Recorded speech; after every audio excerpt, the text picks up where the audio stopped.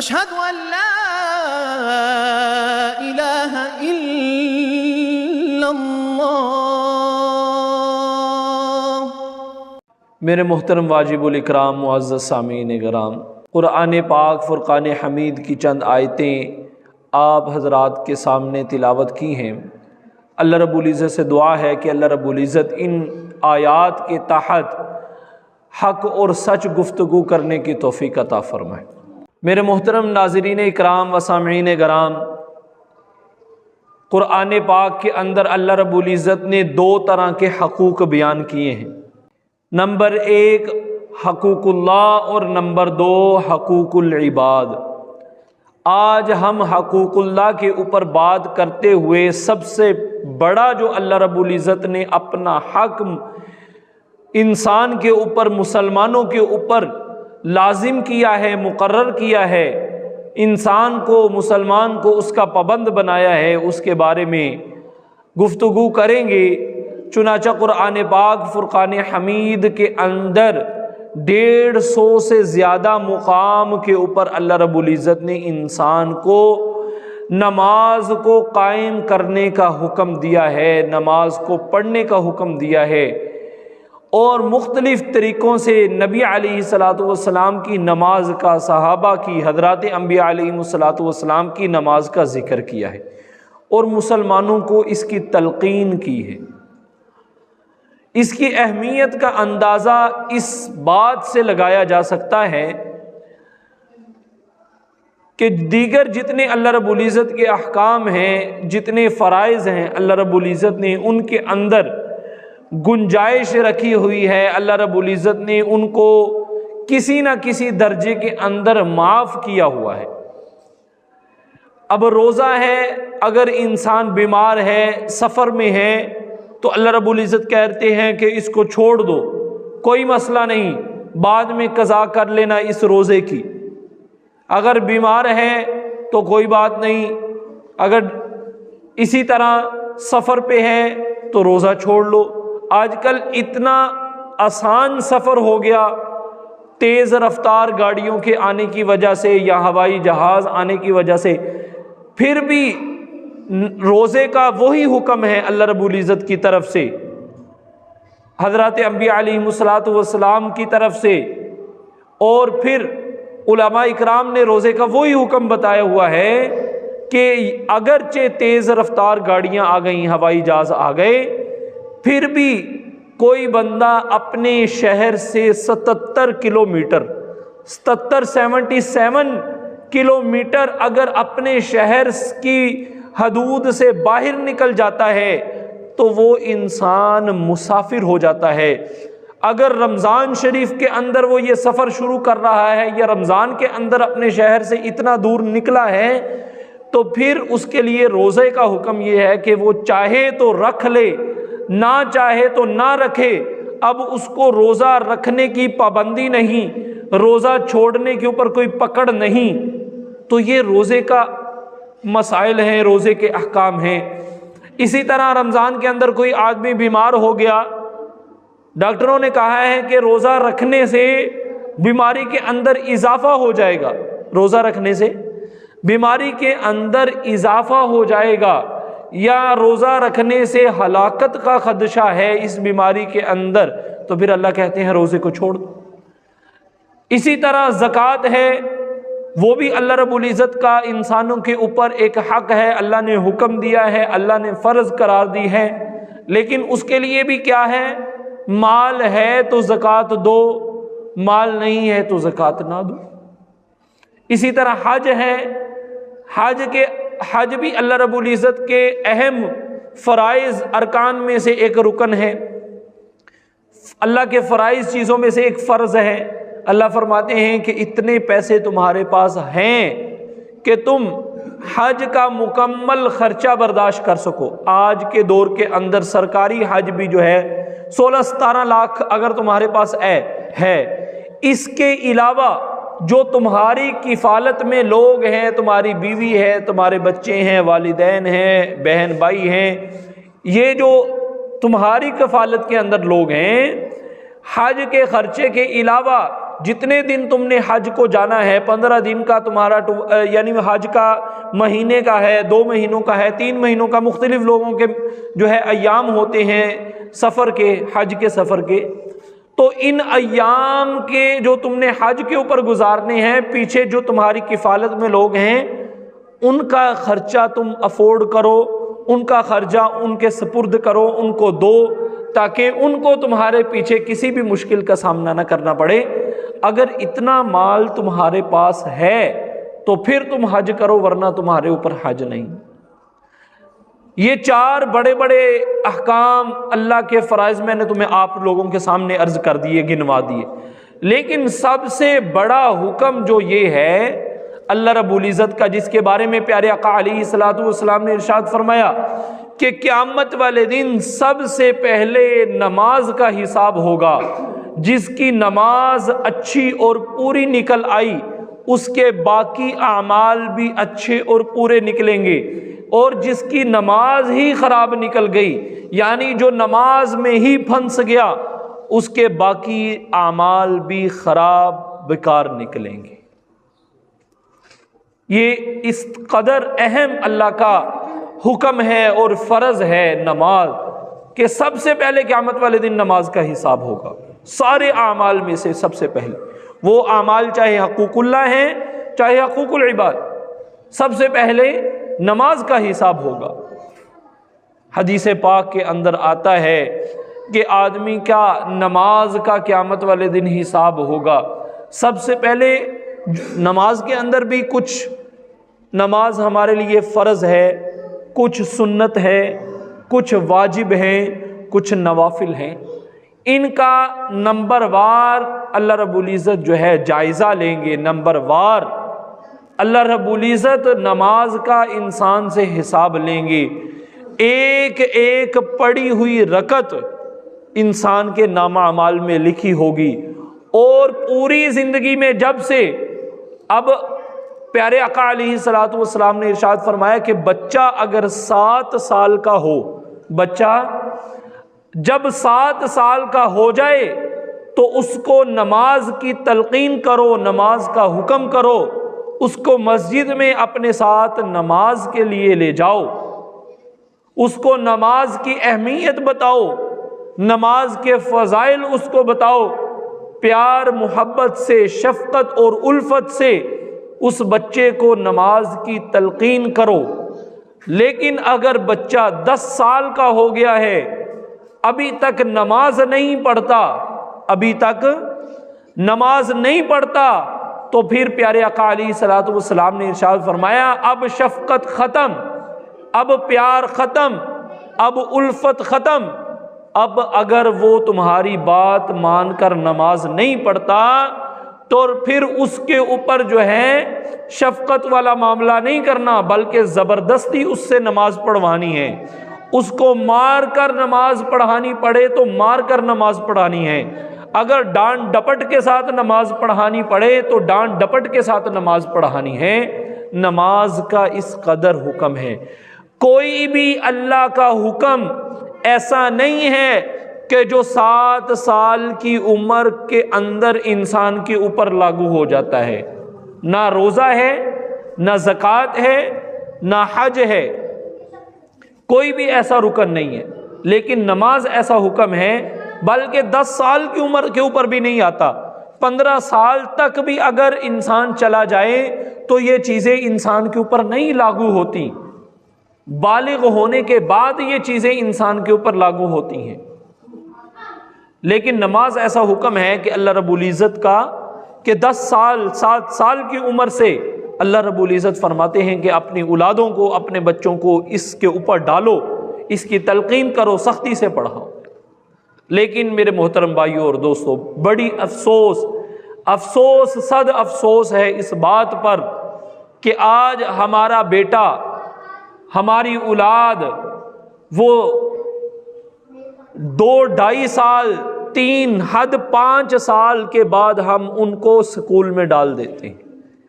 جس دن وہ سکول نہ جائے ہم اس کے اوپر غصہ بھی کرتے ہیں، حالانکہ وہ بچہ 5 سال کا ہے، 6 سال کا ہے، سکول نہ جائے تو ہم اس کے اوپر غصہ کرتے ہیں، اس کا خرچہ بند کرتے ہیں، اس کی ماں کو ڈانٹتے ہیں۔ لیکن وہی بچہ جو اب 7 سال کا ہو گیا ہے، وہی بچہ جو اب 10 سال کا ہو گیا ہے، اگر وہ نماز نہ پڑھے تو ہمارے معاشرے کا المیہ یہ ہے کہ ماں باپ کہتا ہے ابھی تو بچہ چھوٹا ہے، ابھی تو بے سمجھ ہے، ابھی تو نادان ہے، بڑا ہو کر نمازیں پڑھ لے گا۔ لیکن وہی بچہ جب 5 6 7 سال کا ہے، سکول نہ جانے پر، ٹیوشن نہ جانے پر، ہم اس کو ڈانٹتے بھی ہیں، پیار سے بھی مناتے ہیں، شفقت بھی کرتے ہیں، لالچ بھی دے کر مناتے ہیں، لیکن میرے محترم بھائیوں اور دوستوں، نماز چھوڑ دے تو ہمیں کوئی فکر نہیں ہوتی، ہمیں دکھ نہیں لگتا، ہمیں اپنے بچے کی نماز چھوڑنے سے فکر بندی پیدا نہیں ہوتی۔ تو اس لیے میرے محترم بھائیوں اور دوستوں، ہم بچپن میں اپنی اولاد کی نماز کی تربیت نہیں کرتے، جس کی وجہ سے بڑے ہو کر ہماری اولاد نماز کی طرف متوجہ نہیں ہوتی، نماز کی طرف ان کا رجحان نہیں ہوتا۔ مسجد میں اپنی اولاد کو بھیج دیتے ہیں صبح، یہ بھی المیہ ہے کہ سکول سے چھٹی کر لی تو ماں بھی پوچھتی ہے کیوں چھٹی کی، باپ بھی پوچھتا ہے کیوں چھٹی کی، حتیٰ کہ اگر گھر کے اندر دادا دادی ہیں وہ بھی بچے کے اوپر غصہ الگ کرتے ہیں، اس بچے کی ماں کے اوپر غصہ، باپ کے اوپر غصہ الگ کرتے ہیں، سارے گھر کے اندر شور ہوتا ہے کہ یہ بچہ سکول کیوں نہیں گیا۔ لیکن وہی بچہ اگر صبح نماز کے بعد، فجر کی نماز کے بعد سپارہ پڑھنے کے ٹائم مسجد میں نہیں آتا، اللہ کو یاد کرنے کے لیے مسجد میں نہیں آتا، تو کہتے ہیں کہ چلو بچہ سویا ہوا ہے، آج دھند بہت ہے، آج گلی میں سردی بہت ہے، یہ فلاں مسئلہ ہے، فلاں مسئلہ ہے، نعوذ باللہ من ذالک۔ قرآن کی آج ہمارے دلوں کے اندر یہ اہمیت رہ گئی۔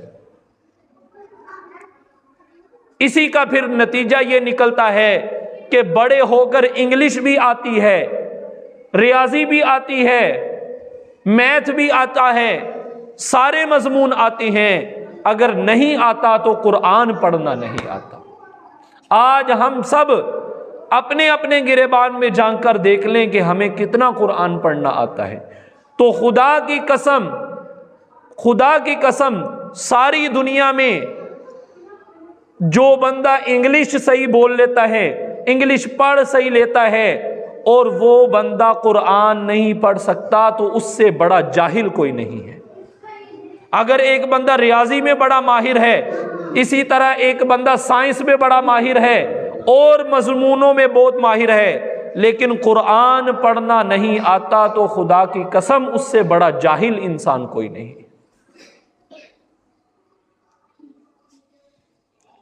اصل علم تو قرآن کا علم ہے، جس کو قرآن کا ناظرہ نہیں آتا، قرآن کے حروف تہجی نہیں آتے، قرآن ناظرہ نہیں پڑھنا آتا، قرآن کا ترجمہ نہیں آتا، زبانی نہیں آتا۔ حالانکہ ہماری حالت، ہمارے معاشرے کی حالت یہ ہے کہ 5 نمازیں پڑھنی ہوتی ہیں پورے دن کے اندر، ہم 5 نمازوں کے اندر فجر کی سنتوں سے لے کر عشاء کے نفلوں تک، اگر ہم یہ چاہیں کہ ہر رکعت کے اندر الگ الگ سورت پڑھی جائے، یا ہر رکعت کے اندر جو فجر کی رکعت میں پڑھ لیا قرآن وہ ظہر میں نہ پڑھیں، جو ظہر میں پڑھ لیا وہ عصر میں نہ پڑھیں، جو عصر میں پڑھ لیا وہ مغرب میں نہ پڑھیں، جو مغرب میں پڑھ لیا وہ عشاء میں نہ پڑھیں، اگر ہم چاہیں تو ہم نہیں کر سکتے۔ وہی قل ہو اللہ انا آتینا فجر میں بھی پڑھی جا رہی، ظہر میں بھی پڑھی جا رہی، عصر میں بھی وہی چھوٹی صورتیں پڑھی جا رہی، مغرب اور عشاء میں بھی وہی پڑھی جا رہی۔ تو یہ معاملہ کیا ہے کہ سکولوں کی پڑھائی اور کالجوں اور یونیورسٹیوں کی پڑھائی کے اندر ہمارا پورا فوکس ہے، پورا دھیان ہے، لیکن اگر دھیان نہیں ہے تو قرآن کی تعلیم کے اوپر ہمارا دھیان نہیں۔ کبھی کسی والدین نے آ کر یہ نہیں مسجد کے اندر پوچھا کہ قاری صاحب ہمارے بچے نے جو پڑھ رہا ہے کتنا پڑھ لیا، قاعدہ کتنا ہو گیا، کتنی صورتیں حفظ یاد کر لی، آیا اس نے نماز زبانی یاد کر لی کہ نہیں کی، دعائے قنوت اس کو آتی ہے یا نہیں آتی، کسی والدین نے کبھی مسجد میں آ کر یہ نہیں پوچھا. اور سکولوں کے اندر والدین ہر ماہانہ ہفتے وار چکر لگتے ہیں، ہفتے وار نہیں تو مہینے بعد تو چکر لگتے ہی لگتے. پوچھا جاتا ہے کہ ہمارا بچہ کیسا پڑھ رہا ہے، کون سے مضمون میں کمزور ہے، کہاں اس کی کمی ہے، وہاں پوری کی جاتی ہے. اگر خالی سکول سے کام نہ چل رہا ہو تو پھر ٹیوشن ڈالا جاتا ہے. ٹیوشن سے کام نہ چل رہا ہو تو ماں گھر میں رات کو پھر بچے کو لے کر بیٹھ جاتی ہے. لیکن یہ دیکھیں کہ بچہ سارے دن میں قرآن کتنے وقت پڑھ رہا ہے. جو قرآن اگر آج اپنے بچوں کو، اپنی اولاد کو پڑھا دیا تو کل اگر ہم قبروں کے اندر چلے گئے تو اس بیٹے نے اس قرآن کی ایک آیت پڑھی ماں کے ایصال ثواب کے لیے، باپ کے ایصال ثواب کے لیے، تو وہی آیت ہماری قبر کے اندر ہمارے راحت، چین، سکون کا ذریعہ بنے گی. اگر ماں باپ مر گئے تو بیٹا کسی سکول کے اندر لگ گیا، بچوں کو ABC پڑھا رہا ہے یا انگلش کے مضمون پڑھا رہا ہے، آپ اپنے دل کو حاضر ناظر جان کر کہیے اس بچے کے ABC پڑھانے سے والدین کی قبر کے اندر کوئی راحت، چین، سکون آئے گا؟ تو اس لیے میرے محترم بھائیوں اور دوستوں، اپنی اولاد کی دینی تربیت کرنا بہت لازمی ہے. صرف اولاد کو کما کر دینا، اولاد اور بیوی بچہ، والدین کا پیٹ پالنا، یہ ساری چیزیں تو ہم سے بہتر جانور کرتے ہیں. مرغی ہے وہ اپنے بچوں کا پیٹ پالتی ہے، اسی طرح کتا ہے، بلی ہے، شیر ہے، چیتا ہے، ہرن ہے، زعفرہ ہے، سارے جانور اپنی اولاد کا پیٹ پالتے ہیں. پالتے ہیں نہیں پالتے؟ سارے جانور اپنی اولاد کی فکر کرتے ہیں، انسان بھی اپنی اولاد کا فکر کرتا ہے. پھر انسان میں اور جانوروں میں فرق کیا ہے؟ انسان اپنی اولاد کی دینی تربیت کرتا ہے، انسان اپنی اولاد کو پالنے کے ساتھ ساتھ علم سکھاتا ہے، تربیت سکھاتا ہے، اسی طرح معاشرت سکھاتا ہے، اسی طرح اخلاق سکھاتا ہے. یہ چیزیں جانور اپنی اولاد کو نہیں سکھا سکتے. تو اس لیے میرے محترم بھائیوں اور دوستوں، میں عرض کر رہا تھا کہ 7 سال کی عمر سے اپنی اولاد کو نماز بنانے کا عادی بنائیں،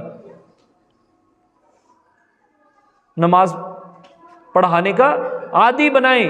تو قیامت والے دن جب سب سے پہلے نماز کا حساب ہوگا، ہر چیز نامہ اعمال میں لکھی ہوگی، اس وقت قرآن پاک کے اندر اللہ کے نبی نے آج سے 1400 سال پہلے ہی بتا دیا، انسان کہے گا لا یغادر صغیرۃ ولا کبیرۃ الا احصاها.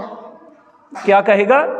ما لہذا الکتاب، یہ کیسا کتابچہ ہے، یہ نامہ اعمال کیسی کتاب ہے، لا یغادر صغیرۃ ولا کبیرۃ الا احصاها. اس نامہ اعمال نے نہ تو میرا کوئی چھوٹا عمل چھوڑا ہے، نہ کوئی بڑا عمل چھوڑا ہے، نہ اندھیرے میں کیا ہوا عمل چھوڑا ہے، نہ روشنی میں کیا ہوا عمل چھوڑا ہے. کوئی چیز اس نے چھوڑی ہی نہیں. وہ چیزیں جو میں نے زبان سے بولی، وہ چیزیں جو میں نے کانوں سے سنی، ان چیزوں کی جن کی طرف میں پاؤں سے چل کر گیا، وہ چیزیں جو میں نے اپنے ہاتھوں سے کی، وہ چیزیں جو میرے دل میں خیال آئیں، ساری ہی چیزوں کو اس نامہ اعمال نے اپنے اندر نوٹ کر لیا ہے. یہ کیسی کتاب ہے؟ انسان کہے گا، حیران ہوگا. حتیٰ کہ انسان کو وہ کام بھول چکے ہوں گے، انسان کو وہ عمل بھول چکے ہوں گے جو عمل، جو کام انسان کے نامہ اعمال کے اندر لکھے ہوئے. تو اس وقت اس نامہ اعمال کو کھول کر انسان کے سامنے کر دیا جائے گا تو اللہ فرمائیں گے یہ ہے آج تیرا نامہ اعمال. تو جس کا نامہ اعمال اچھا ہوگا اللہ رب العزت اس کو اس کا نامہ اعمال دائیں ہاتھ میں دیں گے. وہ اولین آخرین کے سامنے اعلان کرے گا کہ آج فلاں بن فلاں کامیاب ہو گیا. اس کے ساتھ فرشتہ ہوگا، فرشتہ بھی اس کی کامیابی کا اعلان کرے گا،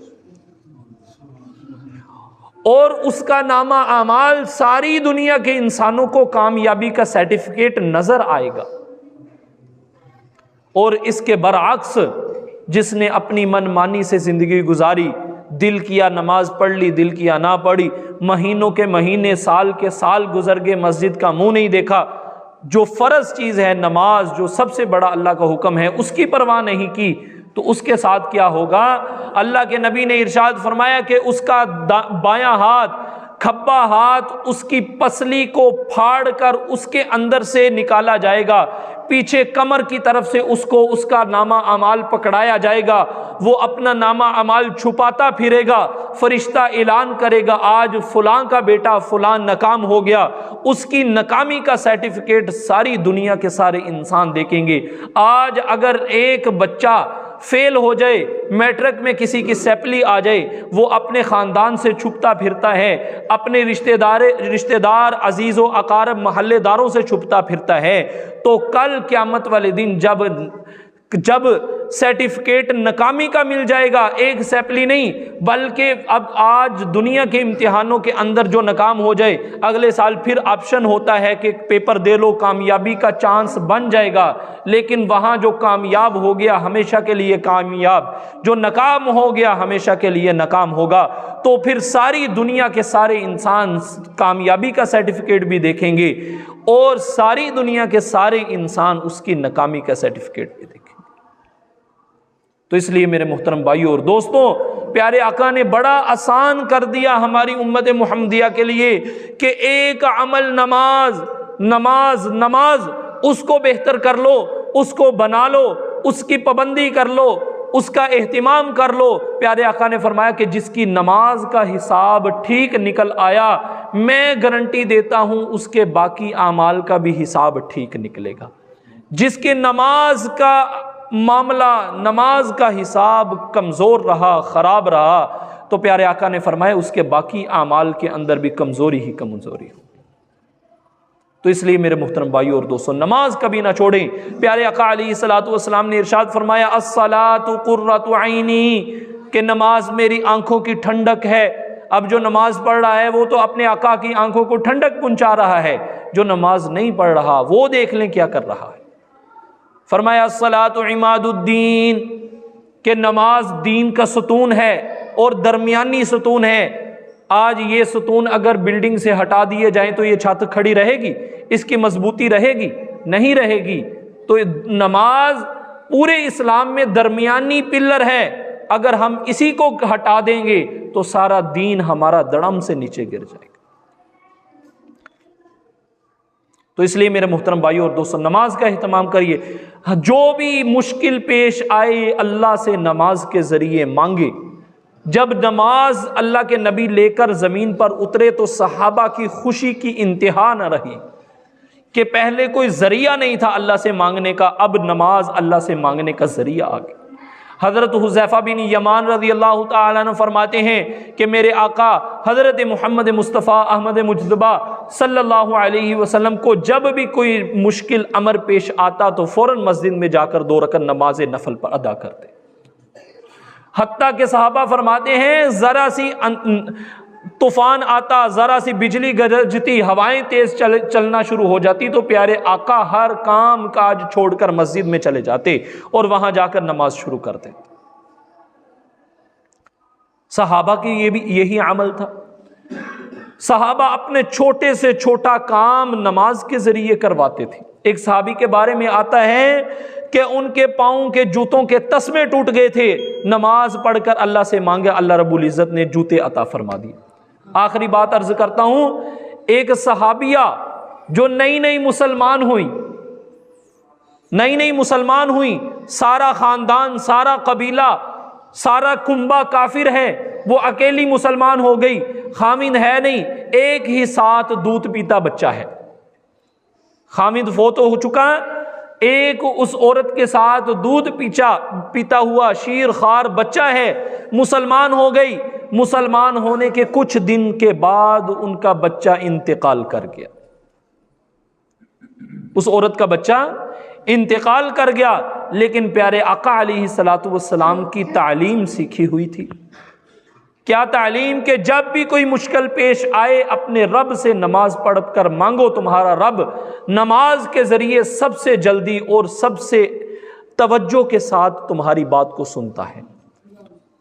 اس صحابیہ نے کہا کہ اگر میرے خاندان والوں کو پتہ چل گیا کہ میرا بیٹا انتقال کر گیا ہے تو وہ مجھے پر یہ الزام لگائیں گے کہ تو نے اپنا دین چھوڑا ہے، باپ دادا کا دین چھوڑا ہے، تو تجھے سزا یہ ملی ہے کہ تیرا اکلوتا وارث جو تیرا بیٹا تھا وہ تجھ سے چھن لیا گیا ہے، تجھ سے جو ہے جدا ہو گیا۔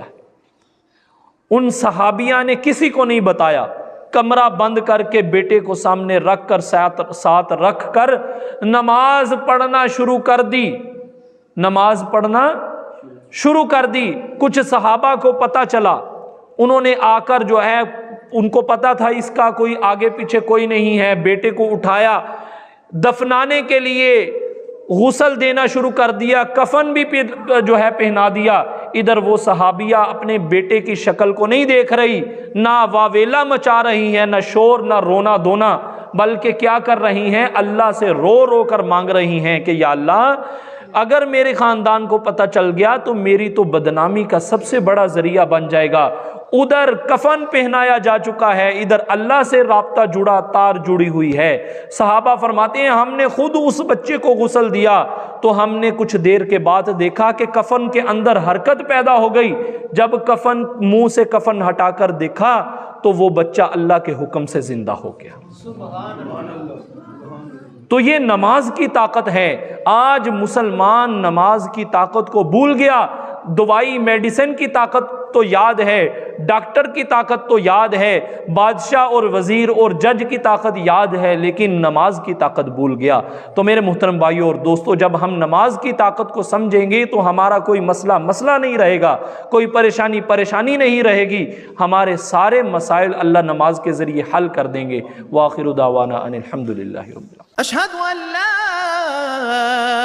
إله إلا الله